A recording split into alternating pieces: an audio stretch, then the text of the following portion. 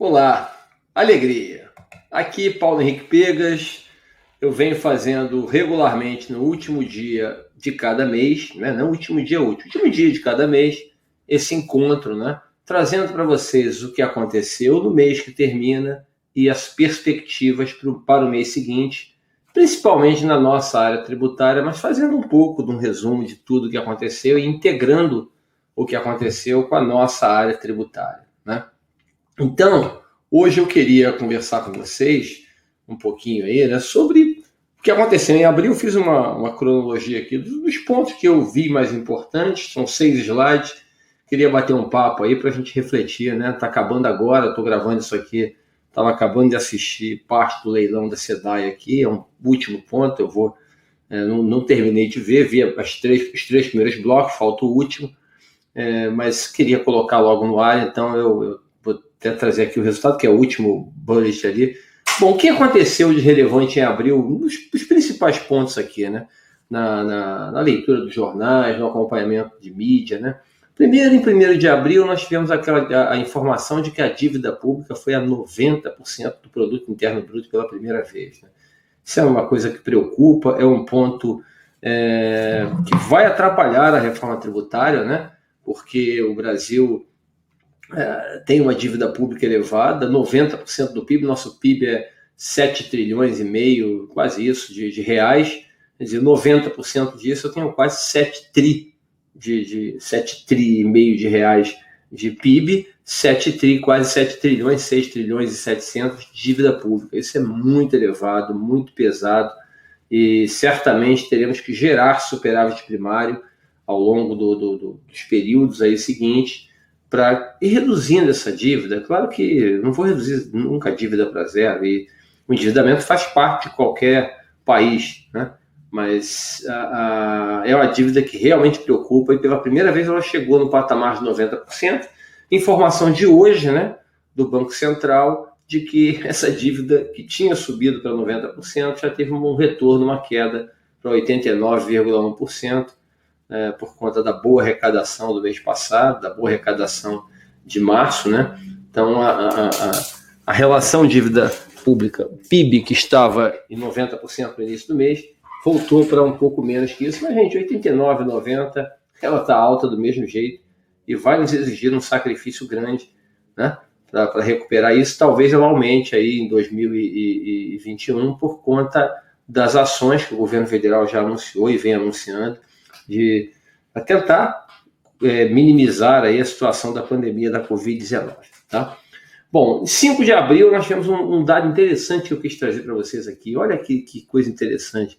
Uma pesquisa feita com 339 companhias abertas, né, com os balanços fechados de 339 companhias abertas, mostrou um aumento de 10% na receita líquida, né, e 15% no lucro operacional em 2020. Ou seja, mesmo no ano difícil que nós tivemos da pandemia, as empresas abertas, que claro, aí você tem empresas de maior porte, né?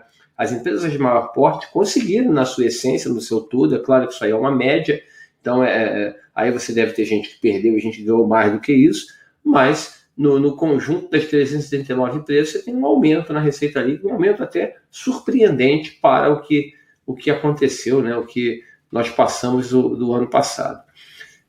Em 7 de abril aconteceu o leilão, né, dos 22 aeroportos, um importante leilão de 3 regiões, né, 3 blocos ali. Foram feitas concessão de 22 aeroportos, eu botei ali os principais, né, Curitiba, Manaus e Goiânia, mas tivemos diversos outros aeroportos integrados aí no processo, outros 19, com áreas de quase 4.000%, né, 3.822%, bem interessante, um dado positivo no processo de concessão dos aeroportos. A gente já avançou bastante, tem pouca coisa hoje tem mais aeroportos já concedidos do que a conceder hoje para concluir esse processo no Brasil. Bem importante, embora a gente tenha alguns problemas ainda no caminho para resolver, né, algumas concessões do passado que precisam de ajuste no caminho. Bom, 9 de abril foi prorrogado o prazo para entregar o imposto de renda, pessoa física, né, declaração de ajuste anual. A Câmara estava trabalhando para prorrogar isso aí para julho. Eu achei desnecessário, né? 31 de julho. E a Receita Federal se antecipou e inteligentemente prorrogou para 31 de maio, dá um refresco, dá uma folga a mais para as pessoas e, ao mesmo tempo, não prejudica a arrecadação, porque ia para julho, mas você ia reduzir para 6 meses, 6 parcelas, né? O parcelamento máximo atual é em 8 meses. Quer dizer, adiando para maio, você continua com um fluxo de caixa preservado, porque parcelando em 8 vezes, o primeiro pagamento será em maio e o último no mês de dezembro, né? Mantendo toda a arrecadação de quem vai pagar dentro do ano de 2021. É claro que quem já entregou antes, o cronograma de restituições não deve ser modificado. Tá? A estimativa da Receita Federal é receber 32 milhões de declarações. Bom, 15 de abril, já na metade do mês ali, né? Mais uma amostra de toda a confusão que cerca, que permeia o nosso sistema tributário nacional. O Superior Tribunal de Justiça decidiu nessa data ali que não haveria direito a crédito para distribuidores, atacadistas e varejistas nas compras de produtos com tributação monofásica do PIS e COFINS. Fiz 3 minutos sobre isso nesse período, por ali, 16, 17 de abril. É só procurar ali que você vai achar, eu não anotei qual foi, mas é só procurar. Foi um desses aí, eu falei sobre esse tema, com mais detalhes. Mas as farmácias, as lojas de autopeças, né, que autopeças de carro também tem monofasia, produto de bebidas frias, né? Produto de higiene e beleza. Essas empresas, quando elas compram um produto, elas não têm direito a crédito de PIS e COFINS, foi batido o martelo pelo STJ. Olha como tem confusão. E tivemos outras discussões, é que se eu fosse trazer aqui todas as decisões da Justiça, né? As liminares, o ganho em segunda instância, a gente ia ficar aqui batendo papo um tempo muito longo e ia ficar cansativo para vocês. Então eu trago sempre um ponto ou outro do que eu julgo mais importantes aqui. Bom, em 28 de abril, já agora, né, hoje é dia 30, último dia do mês, na quarta-feira, 28 de abril, um estudo da Fundação Getúlio Vargas, um estudo muito importante, tem até um slide a seguir para explicar a vocês sobre isso, com dados do FMI, mostra que o Brasil deve ter o menor crescimento entre as 10 maiores economias do planeta em 2021. Então nós vamos ver daqui a pouco isso aí com mais detalhes. Por que eu trouxe isso? Não é para discussão além do meu objetivo, que é a parte tributária. É porque esse problema é um problema que impacta seriamente o processo de reforma tributária. Dificulta ele, né? Porque vocês vão ver como o Brasil perdeu espaço, né? Como a economia do Brasil encolheu de 2019 para 2020, no ano da pandemia, e tem perspectiva, segundo dados do FMI, né, de encolher ainda mais para até o final do ano. Então nós vamos ver e entender isso ali e o que isso pode impactar e refletir no processo de reforma tributária no Brasil. Por fim, ontem, dia 29 de abril, nós teríamos aí o julgamento, tão aguardado julgamento do STF, né? Aliás, no canal vocês têm aí o IPEC na hora do almoço, que eu gravei especial sobre esse tema, né? Falando do ICMS na base do PIS e da COFINS, a batalha final, que seria, ontem acabou não acontecendo, houve mais uma vez um adiamento, espero que esse adiamento seja o último, né? Foi adiado para quarta-feira, dia 5 de maio, então a gente espera que agora em 5 de maio realmente seja decidido isso no final do mês, né? O que aconteceu em maio, eu apresento aqui os resultados, é claro que vocês vão ver antes aí na grande mídia, porque esse assunto é o assunto do momento, né? É uma ação chamada Tese do Século, de impacto na faixa, segundo a Receita Federal, de mais de 250 bilhões de reais. Então, isso aí mexe com o interesse de todo mundo. Por fim, na data de hoje, ainda há pouco, né? Está rolando ainda, e vocês vão ver o resultado completo, vão ver nas mídias todas aí, a privatização da SEDAI, né? Que depois de muita discussão judicial para lá, para cá, uma tentativa de decreto legislativo da Assembleia do Rio de Janeiro, do Estado do Rio, legislativo do Estado do Rio ontem, o leilão aconteceu, está acontecendo na verdade, 3 blocos já foram vendidos, né? A EGEA pegou 2, o IGC, consórcio IGC, acho que pegou IGC, caramba, não é IGC, é IG, Iguar. Consórcio IGC é outra coisa. Consórcio Iguar, acho que pegou outro, né? A EGE pegou, acho que o bloco 1 e o bloco 4, o Iguache pegou o bloco 2. O ágio estava bem interessante, não chegou a 187%, o último foi uma disputa bem acirrada aí pelo bloco 4, né? 22.600 é o valor da outorga dos 3 primeiros blocos, falta o último ainda. Então é bem interessante. Eu não tenho um juízo completo de valor em relação a esse processo de privatização. Eu sei que o serviço de fornecimento de água e tratamento de esgoto no Rio de Janeiro é um serviço deficiente, com problemas, e a gente espera, acredita, né? O BNDES fez todo o mapeamento do processo, toda a montagem do trabalho em relação a preparar a empresa para ser privatizada, né? Montar a estrutura ali do que seria esse processo de concessão. Não é privatização o termo correto, é concessão, né? E a turma que fez esse trabalho é uma turma com um nível de competência muito grande, eu conheço alguns. Então a gente acredita que esse processo de privatização da SEDAI seja positivo no final, para o mais importante que é, no qual eu me incluo, né? O povo que mora no estado do Rio de Janeiro, na cidade do Rio, na região metropolitana do Rio, e nas cidades, né? Porque tem uma série de cidades, foi separado por bloco para as empresas pegarem uma parte interessante, também, teoricamente, cidades menos atrativas. Então, a gente espera que o produto final disso seja um melhor atendimento para o que interessa, que é o consumidor de água e aquela pessoa que precisa de tratamento de esgoto e que tem um tratamento ineficiente. Vamos torcer. Bom, aí, avançando no que aconteceu em abril, o que aconteceu? O Congresso Nacional, infelizmente, preste atenção, 120 dias, né? Fevereiro teve 28, março e janeiro 31 e abril 30. 120 dias já foram embora. 1/3 do ano praticamente. 4 meses do ano acabaram, né? O Congresso Nacional, mais uma vez, ficou envolvido nesse complicado clima político que nós estamos vivendo no Brasil. Essa loucura que a gente vive aqui, né? Eu acompanho todos os dias, escuto programas de rádio de todas as emissoras que vocês pensam e imaginam. Eu gosto de alguns programas, eu não escuto só os que eu gosto, eu escuto o que eu gosto, escuto o que eu não gosto, ouço um, ouço outro, assisto os canais de televisão, alguns que têm uma facilidade de acessar pela internet, aqui é mais fácil, porque é aqui que eu faço o acompanhamento melhor. Também assisto na própria televisão, leio jornais todos os dias, os principais jornais, as revistas semanais.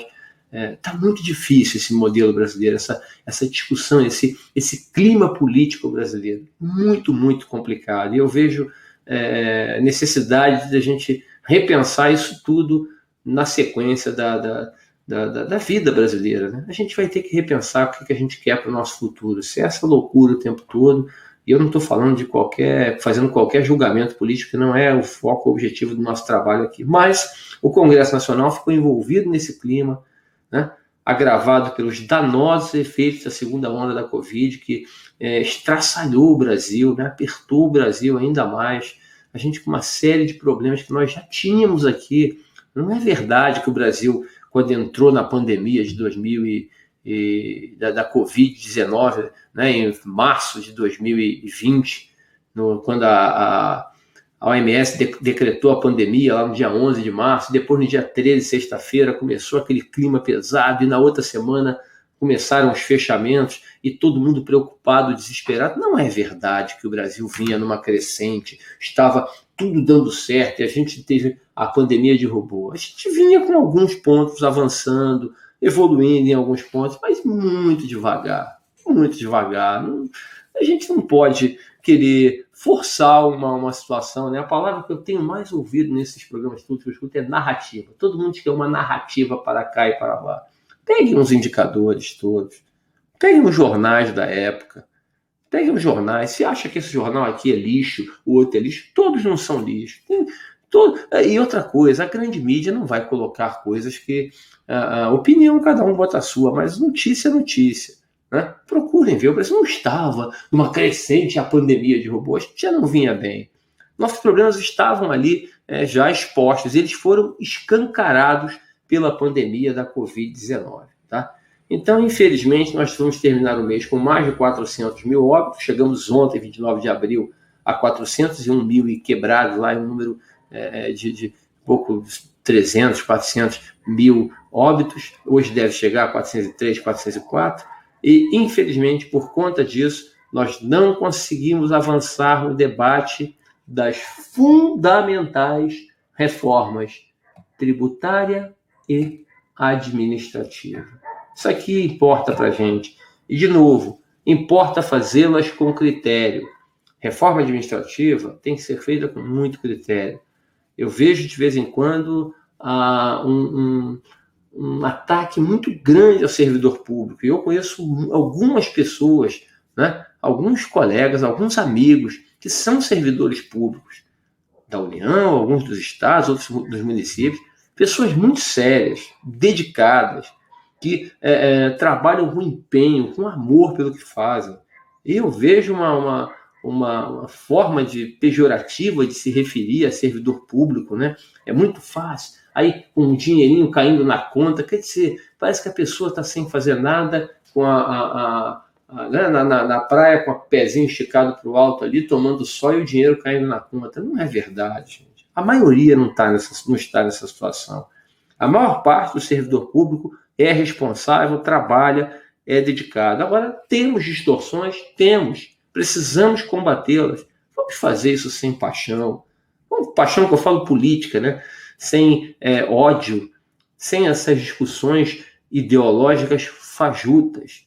Vamos fazer um debate sobre o que o Estado brasileiro precisa de equipe de pessoas e a remuneração adequada para elas, tanto na entrada como progressão de carreira e depois a aposentadoria, né?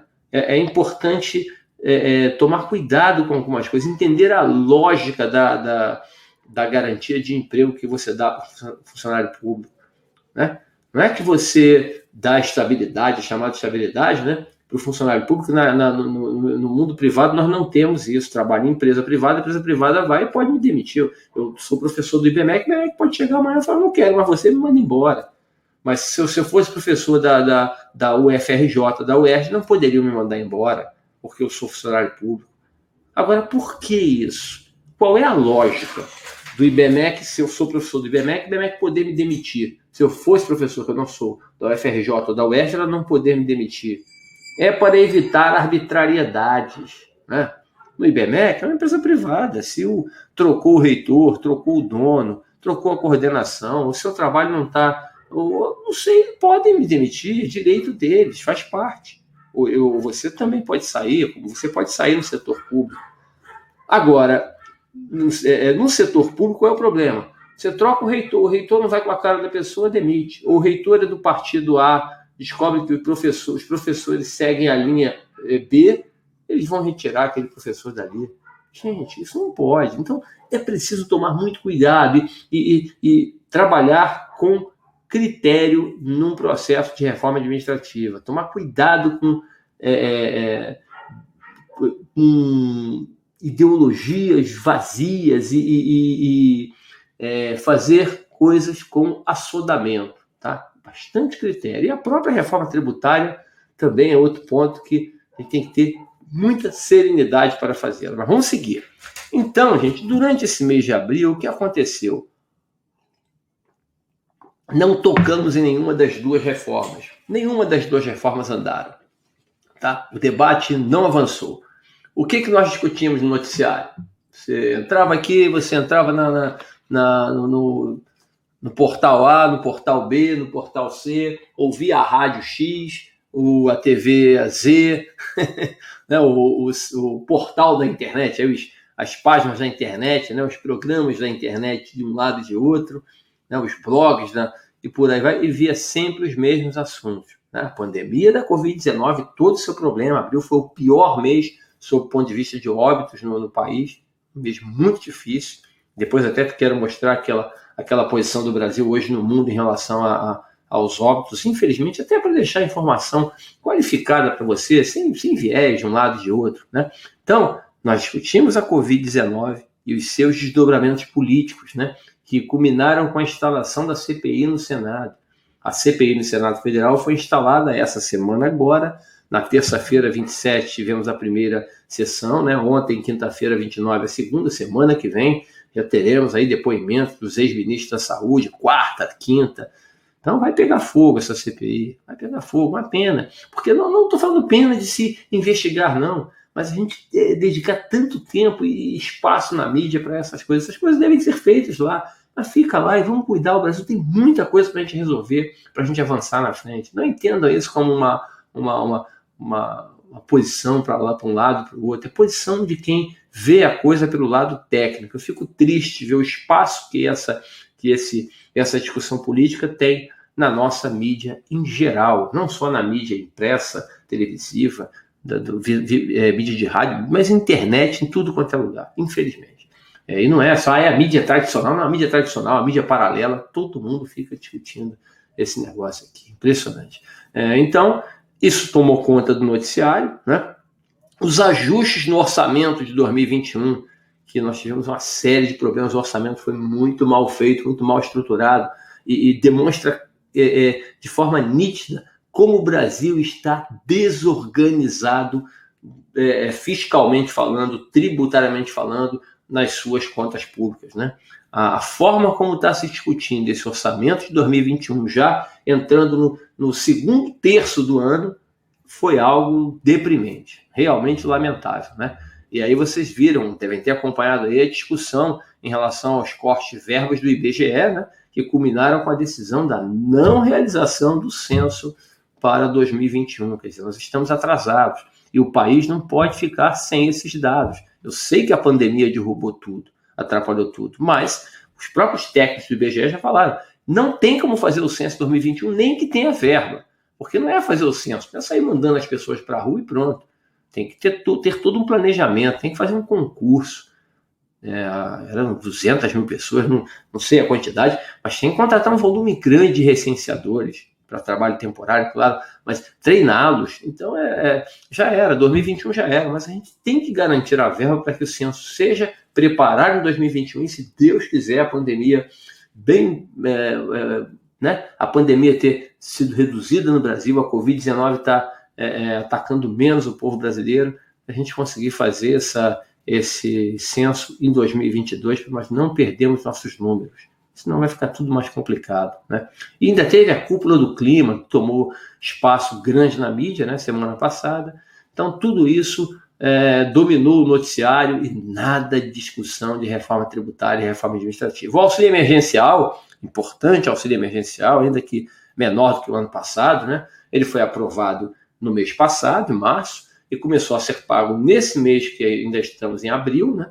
E deve trazer um pequeno alívio a milhões de pessoas, né? A ideia é que atinja em torno de 40 milhões de pessoas. Tomara que realmente chegue e ajude um pouco essas pessoas a conseguirem atravessar esse momento dramático da vida brasileira. Dramático, né? Um momento terrível, difícil demais, que o mundo todo está vivendo, mas nós estamos aqui, temos que cuidar um pouco do nosso pedaço. Não adianta, né? Aquilo que a gente sempre fala, arruma teu quarto primeiro, em vez de querer falar da casa toda. Vamos arrumar o nosso quarto, nosso pedaço aqui, em vez de querer olhar só para os vizinhos. Então, e outra coisa, né? Além do auxílio emergencial, o governo renovou importantes instrumentos para a travessia da crise, né? O BEM, aquele programa lá de manutenção do emprego, né? Que é uma coisa interessante, inteligente. Em vez de você, a empresa demitir o empregado e você pagar seguro-desemprego, você paga um pedaço. É claro que talvez tem empresa que possa nem precisar tanto daquilo e acabar entrando, mas aí faz parte do jogo. É difícil também você fazer alguma coisa no momento desse, com um grau de perfeição, que não tenha qualquer risco de sempre ter alguém que se aproveite da situação sem exatamente necessitar daquele benefício. Mas para você tentar minimizar aí a redução de empregos nesse período tão difícil que estamos vivendo. O ministro Paulo Guedes fez diversas trocas na sua equipe, né? Saiu a Vanessa Canhada. A Vanessa, uma profissional brilhante mesmo, competente demais. Ela foi a principal responsável pela lógica daquele projeto de lei 3887 de 2020, que criava a CBS. Projeto muito bem construído. Tinha alguns ajustes para fazer? Tinha, mas coisas que o Congresso poderia ajustar e fazer. Infelizmente, nós ficamos discutindo um monte de coisa e não aproveitamos nem isso. O governo errou, e eu não, errou muito. Quando o Ministério da Economia, ainda mais esse super ministério que foi criado em torno do ministro, que eu acho que não deveria ter sido assim, mas não cabe mais a discussão, já foi, ele deveria ter apresentado proposta de reforma tributária assim que entrou. O governo apresenta a proposta de reforma tributária quando entra. No máximo dia 10 de janeiro, 10 dias depois que entrou, está aqui, ó. Nosso projeto é esse. Vamos discutir, vamos debater. Nada. O Marcos Sintra foi escolhido secretário da Receita Federal, ficou com aquela ideia dele da CPMF, tem coisas positivas ali, mas é uma ideia que eu não concordo com ela, eu não gosto da CPMF, da ITF, mesmo não sendo exatamente do mesmo jeito do passado, mas para a empresa eu acho que desorganiza a cadeia produtiva. Você querer cobrar para pessoa física pode até ser, mas botar em empresa você complica. Eu acho que o efeito danoso da cumulatividade, da redução das cadeias produtivas, ele é pior do que o benefício do imposto, tá? Os benefícios que o imposto traz, ou que a contribuição, né, que eles trazem. Então, a Vanessa saiu, é uma pena, porque é um quadro técnico de qualidade difícil de você substituir sempre. Por outro lado, a substituição é sempre qualificada, né? O professor Isaías Coelho, eu não conheço pessoalmente, apenas virtualmente, né? O professor Isaías Coelho, da Fundação Getúlio Vargas, foi escolhido para o lugar da Vanessa, é outro belíssimo nome, profissional, professor do mais alto nível do ponto de vista tributário. Se você não conhece, fique tranquilo nesse ponto. É claro, cada um tem sua característica, mas já vem acompanhando as propostas de reforma tributária que estão na mesa e certamente o professor Isaías Coelho vai contribuir aí com o que for necessário em relação à reforma tributária. O presidente da Câmara, Arthur Lira, né, afirmou que, apesar... Olha, isso aqui são palavras dele, né? O político gosta de palavras difíceis, né? Apesar de o recrudescimento, quer dizer, o aumento, a volta com tudo, né? O retorno, incremento da Covid-19 no país ter causado, e eu botei entre aspas aqui, um pequeno atraso. Pô, Arthur Lira, pequeno atraso, Pô, pelo amor de Deus, no andamento da reforma tributária, espera-se até a próxima segunda, dia 3 de maio, agora, na virada do mês, logo semana que vem, ele espera que o relator Aguinaldo Ribeiro faça a leitura, né, ou tornar público o relatório da comissão mista. Vamos esperar. Foi o que ele falou, né? Ele falou isso aí, já tem uns 10 dias, e não saiu nada até agora. O mês passado ele tinha garantido que até 30 de abril, eu falei isso, se você pegar eu falei lá, garantiram que até o final de abril vai sair o deputado Aguinaldo Ribeiro vai ler o relatório. Não leu, não foi tornado público ainda. Vamos esperar. Alegria. Aí deixa eu mostrar aqui para vocês, lembram aqui, ó, quando eu falei aqui no dia 28 de abril, né, o estudo da Fundação Getúlio Vargas, com dado do Fundo Monetário Internacional, falou que o Brasil teria o menor crescimento entre as 10 economias do planeta. Eu trouxe aqui a matéria para vocês, né? Matéria da Folha de São Paulo de ontem, hoje é 30 de 28 do antepenúltimo dia do ano. Porque, engraçado, isso é interessante, né? O ministro da Economia diz que o Brasil vai estar recuperando em V, teve um dos crescimentos, uma das reduções de PIB menores do ano passado. Pô, vamos ver em dólar, né? O Brasil teve uma desvalorização cambial absurda no ano passado, né? A queda no nosso PIB foi escamoteada por conta do dólar, né? Do crescimento, da desvalorização cambial absurda que nós tivemos.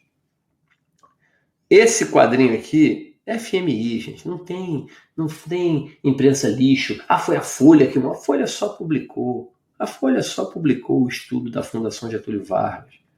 Não foi feito na esquina, não foi feito por esquerda, por direita, por meio, por lado, por dentro. Foi feita pelo Fundo Monetário Internacional. Você pode não concordar, mas foi feita por eles. A fundação organizando aqui a matéria, esse material aqui. O que ele nos mostra, né? a posição dos maiores PIBs em 19, em 20 e em 2021, logicamente, em trilhões de dólares. Né? E aí o que acontece? O Brasil estava em 2019 em nono lugar, vocês estão vendo aqui, ó. Aqui, ó, o Brasil, esse Brasilzão aqui, ó, a alegria, o nosso Brasil aqui, ó. Nono lugar, né? 1 trilhão e 900 bilhões de dólares de PIB, atrás da Itália, França, Reino Unido, né? Um pouco na frente do Canadá, Rússia, Coreia, Espanha, bem na frente da Espanha, né? Um pouco na frente do Canadá e da Rússia, um pouco mais na frente da Coreia. O que aconteceu com a pandemia? Você pode ver aqui, ó, a pandemia derrubou o PIB de quase todo mundo. Ó. Os Estados Unidos tiveram queda de 21,4 para 20,9, China. A China foi a única que cresceu um pouquinho, porque a pandemia começou até no final de 18 ali e ela acabou saindo mais rápido. Foi a primeira a sofrer, mas depois foi a primeira a se recuperar. O Japão caiu, a Alemanha caiu, o Reino Unido, todo mundo caiu, todo mundo perdeu. Ó. 2,7, a Índia perdeu 2,9 para 2,7, a França 2,7 para 2,7, a Itália, todo mundo caiu um pouquinho ali, né? O Brasil caiu 25%. O Brasil caiu de 1,9 para 1,4 por conta da desvalorização cambial. Então, a desvalorização cambial escondeu um pouco a nossa acentuada queda do PIB. A pandemia derrubou o mundo todo. E o Brasil, e quanto mais pobre o Brasil, mais pobre o país, mais ele sofre. Quanto mais problemas ele tem, mais ele sofre. Né? E aí aqui a previsão de recuperação desses PIBs, que praticamente todos eles se recuperam. Vocês podem ver aqui, ó, Estados Unidos, a China, praticamente todo mundo cresce. Né? E aí você larga esse do meio aqui, né? Você pega esse do meio aqui e deixa ele de fora. Vamos deixar o do meio de fora. Vamos direto aqui deixa o do meio de fora, vamos ver daqui para cá. Ó. Olha lá. Nos Estados Unidos você vai de 21 para 22,7. A China, tá vendo? Todo mundo vai crescendo de 19 para 21, né? Já pensando, isso é projeção. Isso é projeção, não foi eu que fiz. Não foi o FMI que fez e a Fundação Getúlio Vargas elaborou, organizou o material. O Reino Unido, todo mundo retoma, a própria Índia retoma pouco, mas retoma, a França, alguns retomam mais, outros menos, mas todo mundo retoma. O Brasil, dessa turma praticamente toda aqui, o Brasil é o único, a Rússia também, a Rússia fica estagnada, né? Eu não sei, porque como é arredondamento, pode ser para cá ou para lá. A Rússia mantém 1,7 ali, mantém a mesma posição, inclusive a 11ª posição caiu e retomaria para a mesma posição. A Coreia, o Canadá, todo mundo sobe. O Brasil cai. Tá vendo? O Brasil tinha, gente, aqui, ó, 1,9 em dólar. Aqui na previsão passa a ter 1,5 em 2021. Tá? Então, e já teríamos caído para o 13º lugar. Estamos em 12º, seríamos ultrapassados pela Austrália e chegaremos à 13ª maior economia do mundo. Então, essa é a previsão. E por que eu trouxe isso aqui para vocês? Virou agora comentarista econômico? Não, vocês sabem que não é minha praia, eu não me aventuro onde eu não tenho conhecimento profundo para explicar. Estou falando apenas o que eu ouço, o que eu leio, em relação ao tema. E minha preocupação aqui é a reforma tributária. Né? Por que eu falei isso? Porque isso só prova, e quando você vai para o PIB per capita, o Brasil sofre mais ainda. Né? Quando você vai para o PIB per capita, o Brasil está lá atrás. Se o Brasil fosse integrar a OCDE hoje, aqueles 37 países da OCDE, bota o Brasil, 38º país, nosso PIB per capita seria, se eu não estou enganado, a gente ficaria ali perto do México, se eu não me engano. Acho que a gente ganha do México, acho que não sei se ganha, tem que ver. Mas ficaríamos ali no per capita. Quer dizer, estamos muito mal na foto. Né? Se fizéssemos parte da OCDE, o Brasil teria um dos piores PIBs per capita do grupo. Tá bom?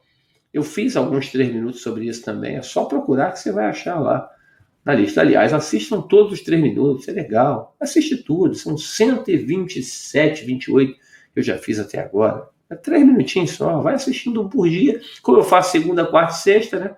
Você assiste um por dia, sempre terça e quinta você vai ver e eu não vou gravar, não vou fazer. Daqui a pouco você me pega. Você começa do primeiro, quem não assistiu nada até agora, daqui a pouco você me pega.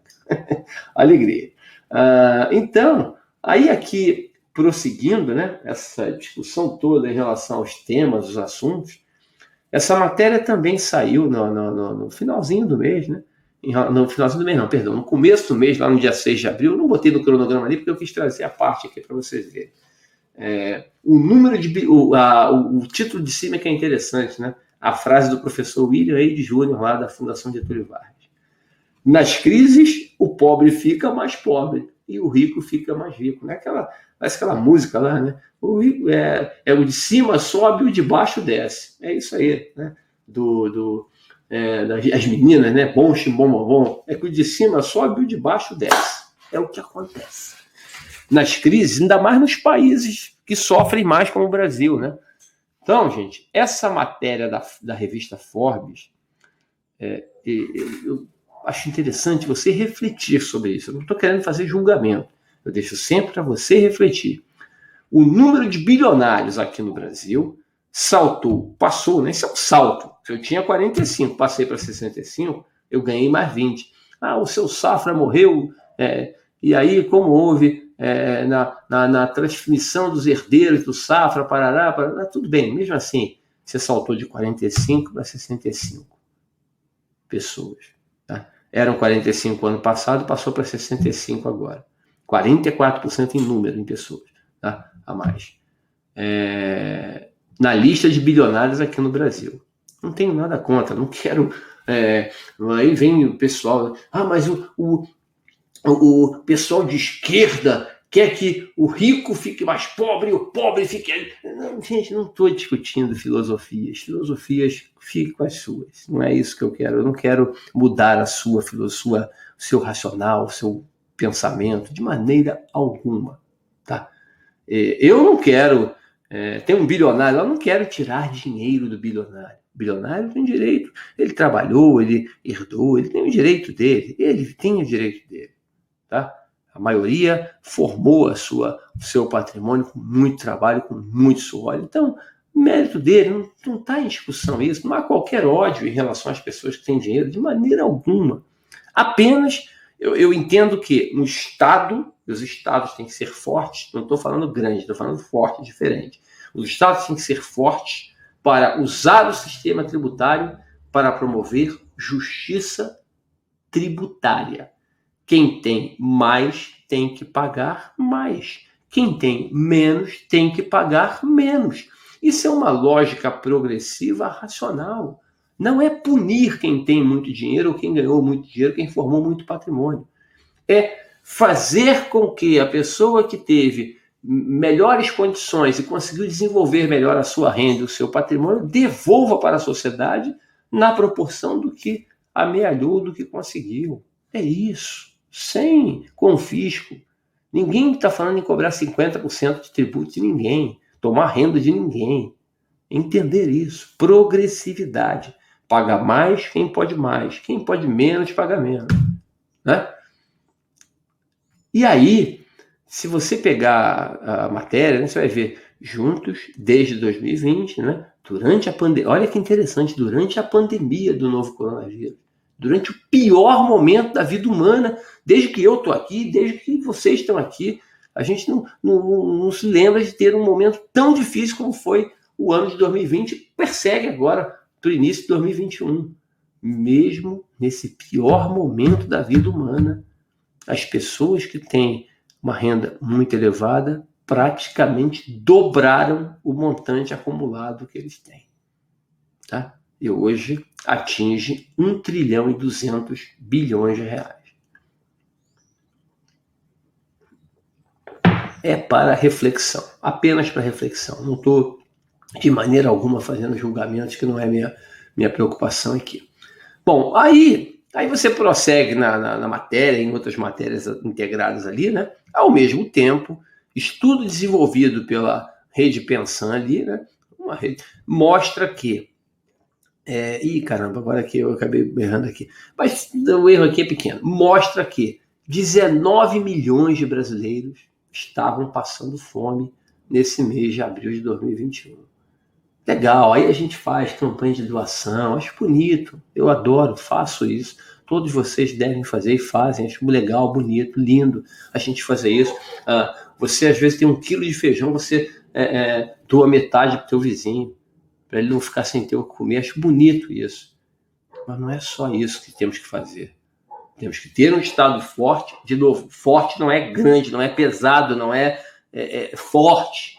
Um Estado que monitore esse processo, acompanhe isso. Não deixe isso acontecer. Cuide principalmente dos mais vulneráveis, né? Dos mais pobres.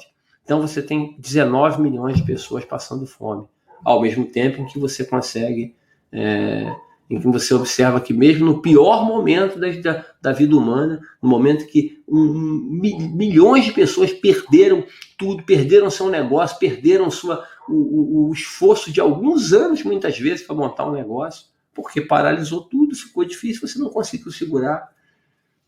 E aí você vê uma matéria dessa aqui, é de chorar, é de doer, né? Então, por outro lado, né, gente, o aumento na riqueza dos maiores bilionários do mundo, aí, isso passou de 5 trilhões de dólares, perdão, né? Aí ele está falando mundialmente falando, né? E no Brasil você tinha quase 14 milhões de desempregados. Agora, isso aqui foi em dezembro do ano passado, né? Quarto trimestre, agora já chegou a 14,5. Eu estava ouvindo na matéria de hoje, né? Quer dizer, não foi no Brasil, foi no mundo todo. Estava ouvindo ontem também, foi ontem. Nos Estados Unidos, você ainda não conseguiu. 8 milhões de pessoas ainda não recuperaram seus empregos, que tinham os empregos antes da pandemia. 8 milhões ainda não recuperaram. Os Estados Unidos vem numa recuperação bem interessante, mas ainda tem um número grande de pessoas que não conseguiram retornar para os seus empregos, para as suas atividades. Então, é para a gente refletir, para a gente pensar. E, por fim, nesse slide aqui e na parte aqui da desigualdade, né? Esse slide eu já trouxe no 3 minutos. Se vocês quiserem, vejam 3 minutos que eu gravei dia 23 de abril, que eu falei sobre desigualdade. Isso aqui é para a sua reflexão final em relação à desigualdade. A gente vai falar de reforma tributária no último slide daqui a pouco. Um brasileiro muito rico, quer dizer, 1% da população brasileira mais rica, que tem renda maior. Um brasileiro. E aí na média tem distorção pra caramba, porque dentro desse 1%, você tem uma gente com muito renda e gente com renda boa aqui, mas uma renda ainda de classe média alta. Ainda de classe média alta. Não é rico, é classe média alta. Tá? Dependendo do número de pessoas que tem na família, é classe média para alta. Tá? Esse brasileiro, esse 1% de maior renda no Brasil,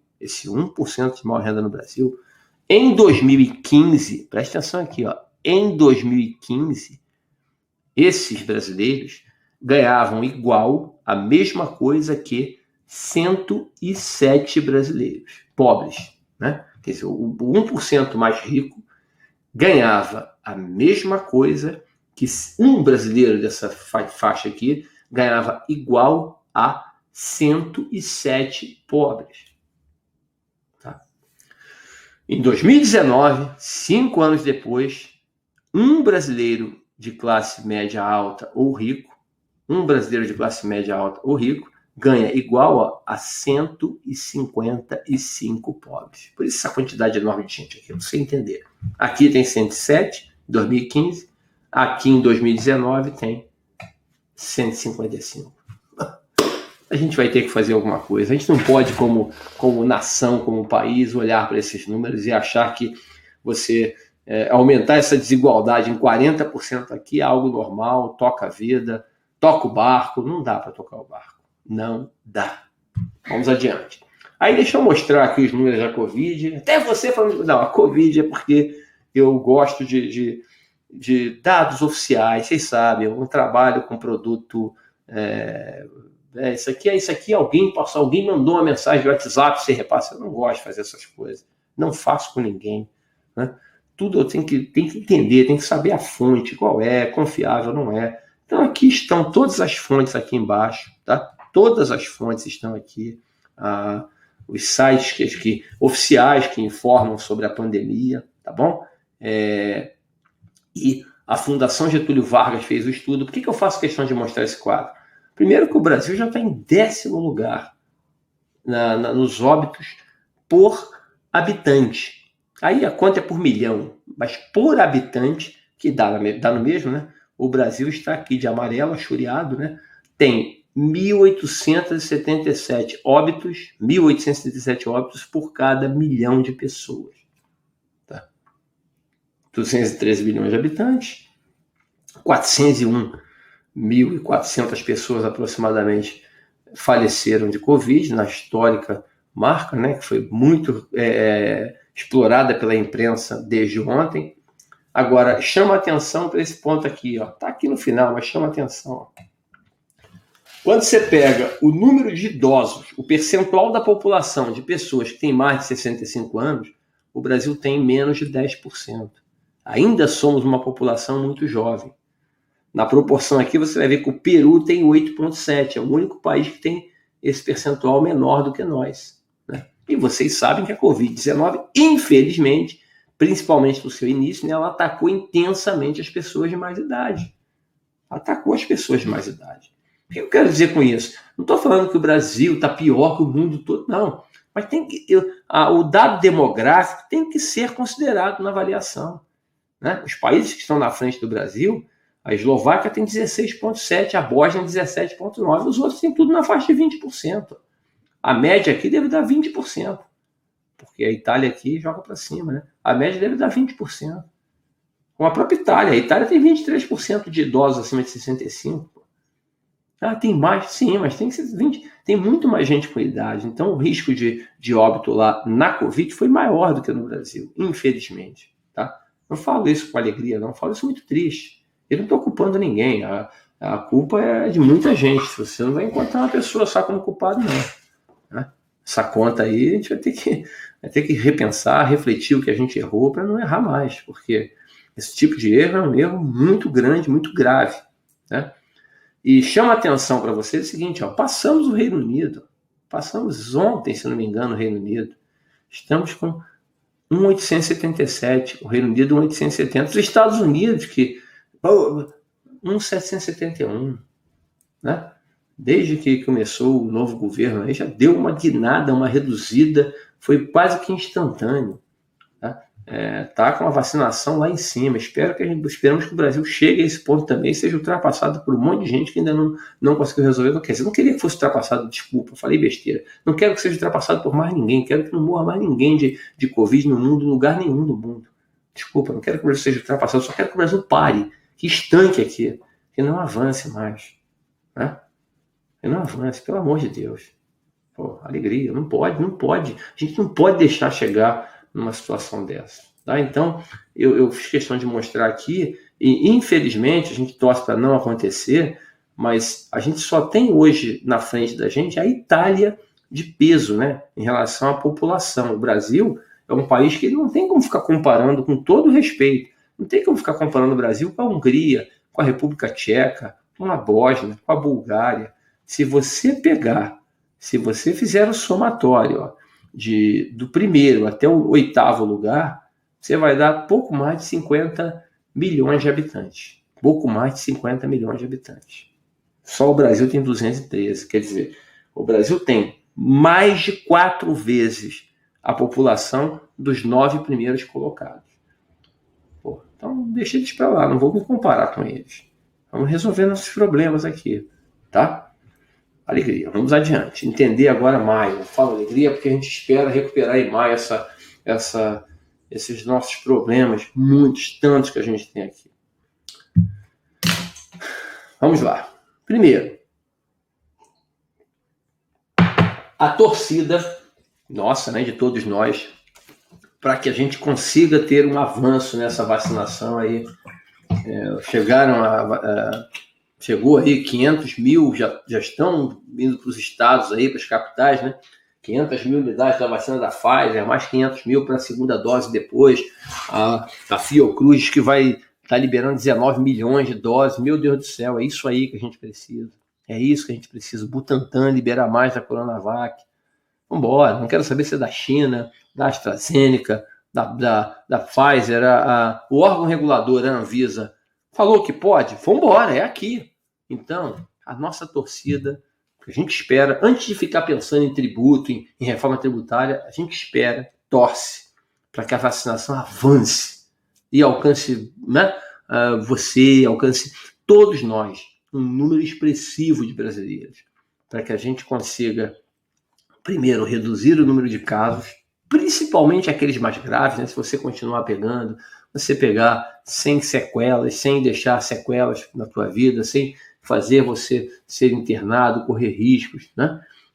E que a gente consiga reduzir esses óbitos aí para quase nenhum. O ideal seria nenhum, mas se não conseguir nenhum, que você reduza substancialmente o número de óbitos de todas as doenças, mas no caso específico da Covid-19, né? Aí vamos para a parte tributária. Admita que a gente vai conseguir isso. Temos fé, eu acredito. Acho que a gente vai aqui no final de maio. Quantos vacinados? Eu não peguei esse número, mas a gente está avançando. Vocês estão vendo aí. A gente vacinou 30 e poucos milhões de pessoas. Sei lá, o quê? 15% da população? 16%? Tá ótimo, vamos avançar. No mês que vem, tomara que a gente chegue aqui e fale assim, ó, o Brasil já vacinou 80 milhões de pessoas. 80 milhões, já vacinou quase 40% da população. Excelente. Quem sabe? Né? Vamos acreditar. Então, no nosso tema, na nossa parte, a gente espera finalmente a apresentação do relatório da reforma tributária, né? Que a comissão mista apresente o relatório de reforma tributária, está marcado para segunda-feira, 3 de maio. Será que vai apresentar? Vamos torcer, né?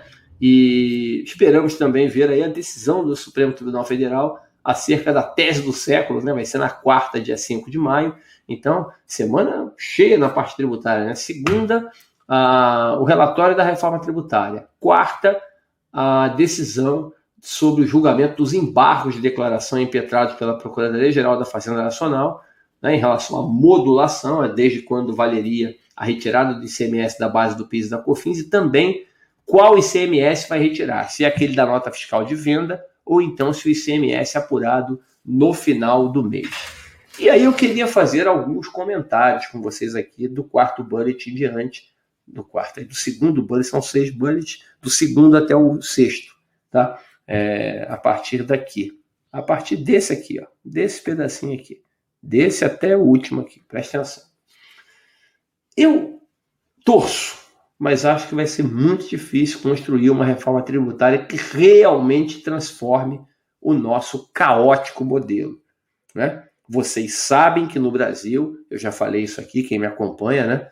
No Brasil você tem 15% do PIB de tributação sobre o consumo e 7,5% sobre o PIB de tributação sobre a renda. O consumo representa o dobro da tributação da renda. No mundo desenvolvido, o consumo é aqui, ó, mesmo tamanho. Consumo e renda têm o mesmo peso na composição da carga tributária. Aqui, você tributa 10 sobre o consumo, 5 sobre a renda. Vamos ver se a gente consegue resolver isso, tá? Porque para chamar de reforma tributária tem que mexer nessa loucura, nesse mix aí. Senão não vem dizer que é reforma tributária que não fez. Agora, o problema qual é?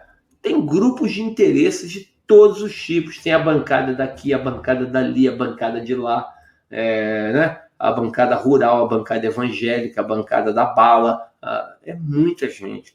Aí tem um representante do setor de serviços, tem o representante do setor industrial, têxtil, aí o industrial de siderurgia, aí o comércio de alimentos. Você tem representante de tudo quanto é lugar. Não sou contra os representantes, mas a gente tem que pensar numa reforma tributária para a coletividade, para o todo. Não pode ser uma reforma tributária que atenda a todos os grupos de interesse, senão você não vai fazer. Né? Se cada um puxar a corda para o seu lado, eu tenho um temor. Aí é um temor mesmo de que, sabe aquele negócio que você vê quem torce para o Botafogo, como é meu caso, já viu acontecer isso muito, né? Você vê um time do Botafogo jogando, você fala assim, meu Deus do céu, manda o time todo embora e contrata outro, não é possível ter um time pior que esse. Aí a diretoria faz uma renovação, alguns jogadores saem, chegam outros, aí você vê o time jogando em campo e fala, meu Deus, esse time conseguiu ser pior do que aquele anterior.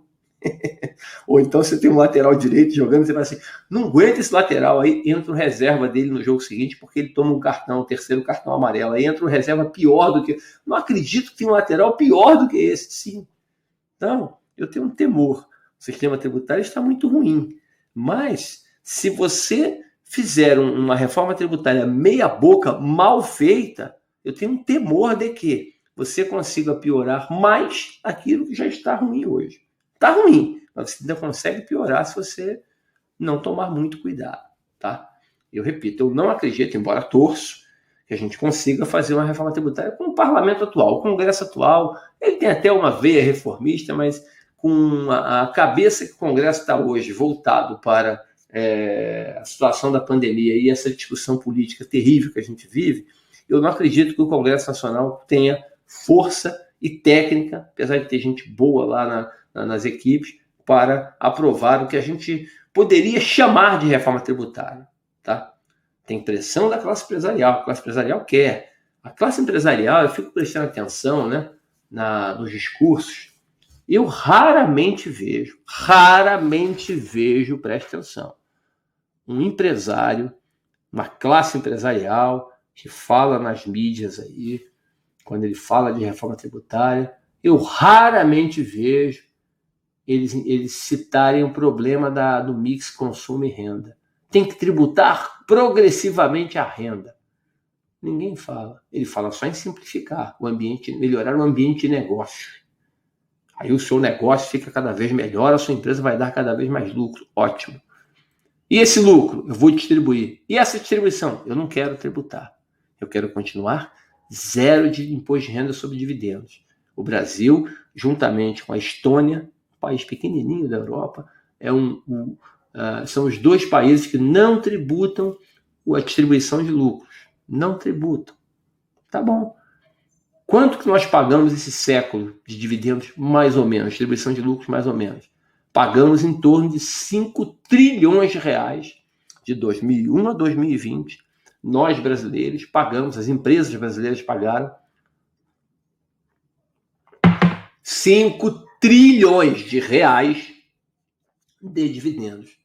A maioria, mais de 80%, no andar de cima, para quem tem renda muito elevada. Pergunto, quanto se tributou desse dividendo? Zero, nada.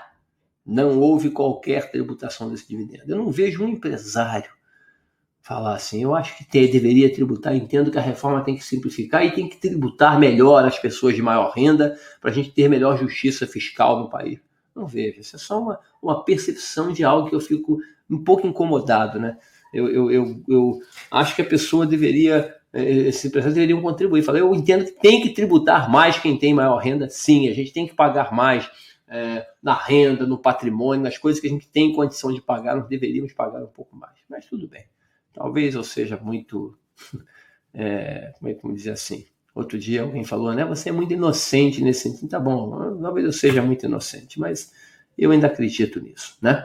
Então, o tema reforma tributária é o que eu escrevi aqui, ó. O tema não tem ressonância popular. Vocês entenderam? Não tem. Não tem. Se eu pegar um jornal, imagina, eu vou pegar um jornal da televisão aí, do rádio, da televisão que é melhor, jornal da Globo, da Rede TV, da Record, do SBT, da Band, um jornal da cultura, um jornal. Aí vou colocar 2 matérias. Primeira matéria, reforma tributária.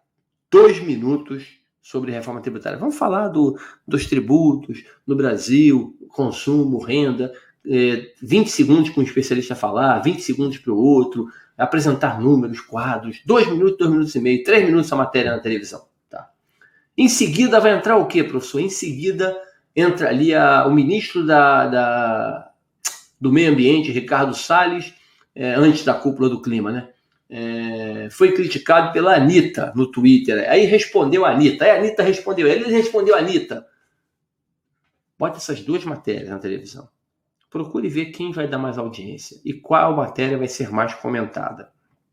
Se uma discussão séria de 3 minutos sobre reforma tributária ou a discussão importante do ministro do Meio Ambiente com a Anitta numa rede social porque ela fez alguma coisa de hashtag fora Salles, aí ele criticou, aí falou que ela não sabia, sem a ajuda de ninguém, as capitais. Aí começa uma discussão ridícula. Agora, bota isso na televisão.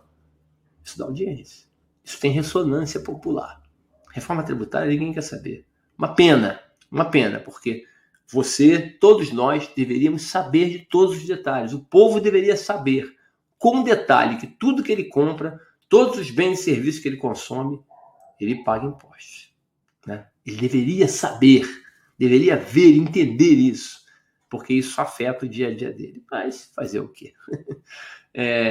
E aí, como eu escrevo aqui, né, a pandemia, integrada com o clima político tenso, não permitirão a transformação que precisamos. A transformação que precisamos. Vocês estão vendo aqui, ó, tem que mexer no mix consumo e renda. Não é só juntar 5 tributos num só.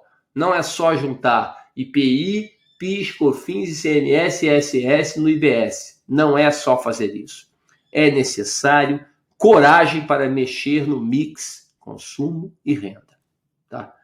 E aí eu tenho a percepção que o processo de reforma tributária precisaria de um governo forte. Infelizmente, o atual já foi forte no início, quando começa. Hoje não é mais, não adianta qualquer pessoa falar que não é mais um governo forte, é um governo fraco hoje. Eu não estou fazendo julgamento do que o governo está fazendo politicamente para aprovar uma reforma desse porte. Tá? Não tem força para aprovar. Nem mandou, na verdade, uma proposta. O ministro da Economia, até hoje, a segunda parte da reforma tributária, ele falou que ia mandar no mês seguinte. Mandou em julho o projeto de lei 3887, falou que no máximo mês que vem vai a segunda parte. Mês que vem foi agosto, nós estamos em abril, daqui a pouco vai agosto de novo, ele não mandou nada. Ele falou diversas vezes, podem procurar na mídia aí, botem no Google. Paulo Guedes, o ministro da Economia, promete reforma tributária semana que vem, enviar semana que vem ou mês que vem. O ministro da semana que vem. Sempre semana que vem eu vou mandar e não mandou nada. Mas é só essa primeira parte. Uma pena. Eu acho que o processo de reforma tributária ele só vai ser completo se um governo forte, no primeiro mês, entrar com o pé na porta, com respeito, claro, né? Com o pé na porta, quebrando tudo. Mas falando, não, a proposta está aqui, vamos discutir, vamos debater. Agora, a sociedade não pode esperar tanto tempo. A gente não faz isso, a gente fica enrolando, aí na hora que tem que discutir, tem outras coisas na frente. Agora, com esse clima político pesado que está aí, não vai ser fácil aprovar a reforma tributária. Aí se não conseguir aprovar até o final do ano, não vai, aí que vai fazer o quê? Ano que vem vai fazer o quê? No meio de uma eleição? Aí que vai ficar impossível. Né? Então vamos torcer. Então é isso, gente. Aí o último bullet aqui, né? Eu vou ler o que está escrito, para vocês entenderem a minha percepção, né? Esperamos e torcemos para que seja possível reduzir o turbilhão político atual, que a gente consiga reduzir isso, né? Esse turbilhão político atual não vai nos levar a lugar algum. Eu cansei já de falar, não falo mais, porque a pessoa tem direito, as pessoas têm direito de fazer tudo, né? A liberdade é a coisa mais bonita do mundo. Você tem livre fazer o que você quiser, pensar o que você quiser, falar o que você quiser. Você quer isso, você vai lá, você tem todo o direito. Mas se você quer, eu queria ouvir tua opinião, eu dou minha opinião para você. Eu dou minha opinião com toda tranquilidade. Eu não adoro políticos. Eu não trato político. Eu, sinceramente, com todo respeito, não adoro nem canto. Gosto de um monte de cantores, de atores. Aí você pode me chamar do que quiser, não tem problema. Eu não adoro jogador de futebol. Eu gosto deles, gosto de alguns cantores, né? O Humberto Gessinger, adoro o Gessinger, tem o livro dele aqui, escuto as músicas desde o Engenheiros do Havaí, ele lá e eu cá. Ele lá e eu cá. Né?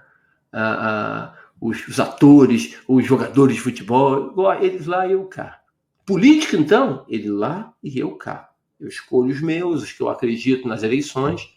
Por acaso, eu pensei que eu não tivesse votado, depois o único candidato que eu votei na eleição que ganhou no primeiro turno ali foi o deputado federal. Eu tenho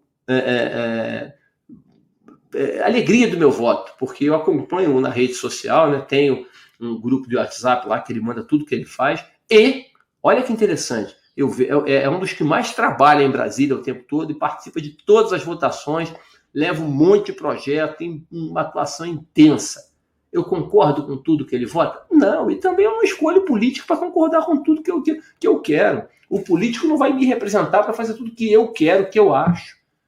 Mas são coisas que ele entende que é melhor para o Brasil. Eu concordo com um bocado delas, não com todas. Talvez, mas se esse candidatar de novo vai votar nele, pode ser que sim, pode ser que não. Pode ser que sim, pode ser que não, mas que a gente reflita sobre isso. Político não foi feito para ser adorado, nem para se tacar pedra nele. Tem que ter respeito, claro. Educação, fidalguia, mas cobrança. Cobrança. Você tem que cobrar. Ele não é obrigado a se candidatar. Uma vez candidato e eleito, ele tem que trabalhar em prol daquelas pessoas que o elegeram e que não o elegeram, porque ele representa uma cidade, um país, um estado, né? Então ele tem que trabalhar pelo grupo que ele defende, que ele representa. Tá? Então a gente tem que cobrar do presidente da República, do vice, dos governadores, dos prefeitos, dos deputados federais, dos senadores, dos deputados estaduais e dos vereadores. Temos que cobrar muito, né? E refletir por quê. Vem o ano que vem a eleição, está longe ainda, mas estão querendo colocar lá na frente aí. Vem a eleição, espero que a gente consiga, pelo menos uns 3, 4 meses antes da eleição, pelo menos, essa eleição é começo de outubro, e setembro, agosto, de junho, pelo menos nos últimos 100 dias ali, no final de junho até o dia da eleição, que eu consiga, que você consiga, que nós possamos conseguir debater os grandes temas nacionais, o que realmente nos interessa, como vai ser tratada a saúde no Brasil, como vai ser tratada a educação, o sistema tributário vai ficar de que jeito, como vai ficar o funcionalismo público, não é reforma administrativa não, como vai ser a gestão do servidor público, né? Como vai ser a gestão ambiental do país, a política de investimento, de desenvolvimento econômico e social, a educação, como o Brasil vai encarar a educação. Estamos atrasadíssimos na educação, os resultados, quando a gente participa de disputas internacionais, eles mostram isso. Então, vamos discutir isso, vamos debater. Então, esperamos um maio aí florido, né? Que a gente consiga reduzir os impactos da pandemia, que saia esse relatório de reforma tributária para que possamos discutir, debater o tema com profundidade. Tá? Obrigado a você que aguentou nem sei o tempo que ficou, deixa eu ver, mais de 1 hora, que aguentou essa mais de 1 hora comigo. Eu falei mais do que eu esperava, eu me planejei para falar meia hora no máximo aqui, mas sei lá, deu vontade de falar, tudo que eu falei aqui foi com coração, mas sempre com respeito e pensando em trazer o melhor para o Brasil e trazer essa revista mensal com um resuminho do que eu vi no mês anterior e as perspectivas para o próximo mês. Tá bom? Abraço, alegria e até o dia 31 de maio.